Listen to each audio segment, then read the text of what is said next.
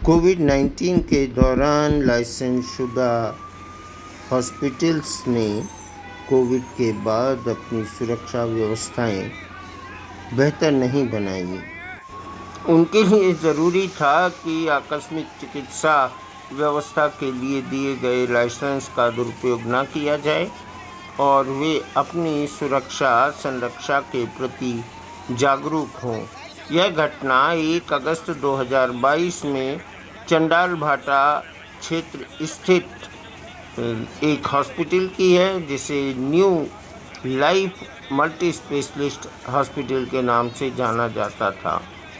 वर्तमान में इसके सारे के सारे संचालक गायब हैं, लेकिन जो मदद कर रहे हैं वो हैं आम जनता, फायर ब्रिगेड के कर्मी, पुलिसकर्मी, नगर निगम के कर्मचारी।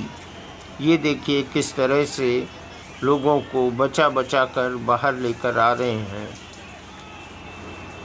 प्राप्त जानकारी के अनुसार इस घटना से लगभग 8 लोगों की मृत्यु हुई है और कई लोग घायल अवस्था में इलाजरत हैं, कुछ गंभीर रूप से भी घायल हैं। संरक्षा और सतर्कता का ध्यान न रखने वाले लोग इस तरह के हादसों के मूलतः उत्तरदायी होते हैं।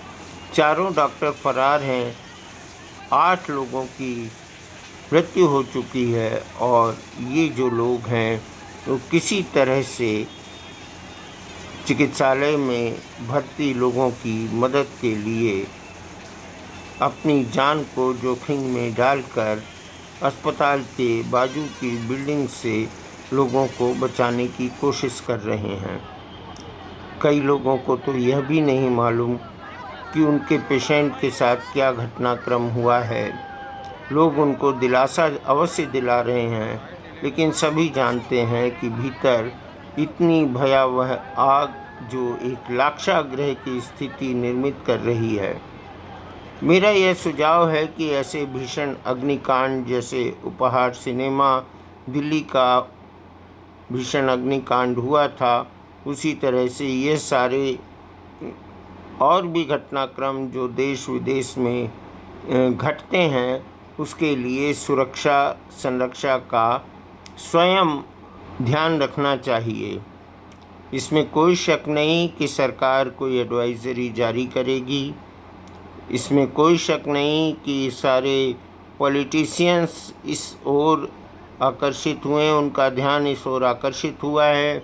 जनप्रतिनिधियों ने भी तत्परता दिखाई है, वे उपस्थित हुए हैं। जिला प्रशासन, पुलिस प्रशासन ने तेज़ी से कार्रवाई की है, लेकिन ऐसी घटनाओं की पुनरावृत्ति ना हो, इसके लिए हमें स्वयं सतर्कता बरतनी चाहिए।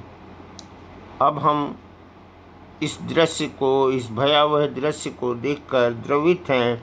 उन मृतकों के प्रति श्रद्धांजलि अर्पित करते हैं जो इस हादसे का शिकार हुए हैं। उन घायलों के प्रति हमारी गहरी संवेदनाएं हैं जो इस हादसे का शिकार हुए। आइए सुनते हैं हमारे ज़िले के पुलिस कप्तान का क्या कहना है, वे इस घटना पर क्या प्रकाश डाल रहे हैं। वर्तमान में पूरी व्यवस्था इनके साथ ही लग चुकी है, इस घटना के विक्टिम्स को सपोर्ट करने में लगी हुई है। उनका बेहतर इलाज भी किया जा रहा है, जिसकी पुष्टि सांसद श्री राकेश सिंह जी ने स्वयं की है।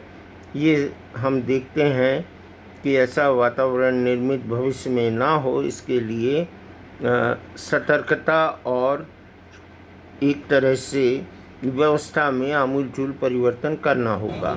एसपी जबलपुर श्री सिद्धार्थ बहुगुणा जी क्या कह रहे हैं, सुनिए। इसमें करीबन कई बजे करीब एक घटना हुई, जिसमें ये जैसा कि अभी तक 2-2.5 घंटे की हमारी जो पूछताछ जितने भी कर पाए हैं, उसमें निकल के आया है कि जब बिजली गई तो जनरेटर पे स्विच ओवर हुआ था, तो उस दौरान कोई शॉर्ट सर्किट जैसी घटना हुई, जिससे आग लगी, जो कि नीचे से ऊपर की तरफ फैली है। इसमें पुलिस का अमला, फायर ब्रिगेड का अमला तत्काल पहुंचा। पुलिस ने कुछ शीशे वगैरह तोड़ करके लोगों को रेस्क्यू भी किया और अभी फ़िलहाल जितना 8 लोगों की जो है मृत्यु होगी मेडिकल पुलिस से जो सूचना मिली है वो कन्फर्म। तो सर अभी कितने लोग घायल हैं अभी तक? और कितनों की घायल की संख्या अभी और वेरीफाई हो रही है। सर फायर इन्वेस्टिगेशन था यहाँ पर क्या जो फायर हमला होता है जो अग्निशमन होता है वो था यहाँ पर?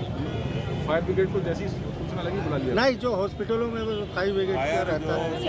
अभी जैसा आप देख रहे हैं अब जिस हालत में है अभी तो कहना मुश्किल है कि क्या था, अभी बाद में जांच का विषय है।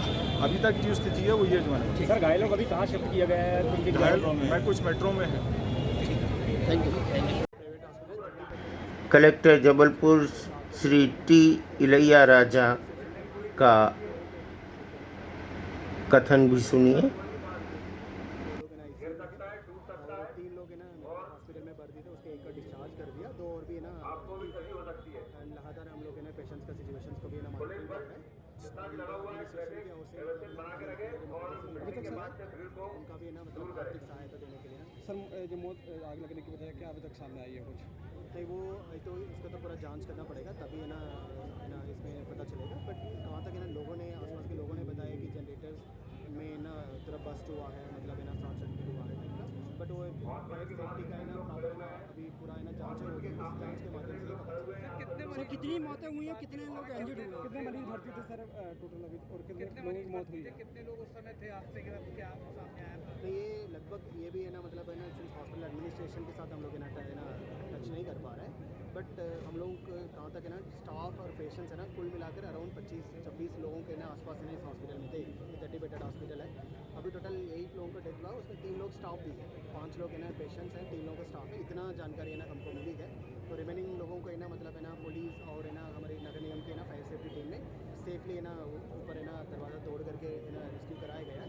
अभी है ना आग है पूरा कंट्रोल में है एंड इनका लिफ्ट सारे रूम्स हैं पूरा इन्हें चेक कर लिया है, मतलब अभी ना सिचुएशन कंट्रोल में है। बट कहाँ तक हम लोगों को जानकारी मिली है, जिला प्रशासन, निगम कमिश्नर, पुलिस प्रशासन, स्थानीय लोग तथा स्वयंसेवी संस्थान और स्वयं से प्रेरित स्वयंसेवक इस कार्य में पूरी तरह से लगे हुए हैं ताकि अधिक से अधिक लोगों को बचाया जा सके। धन्यवाद।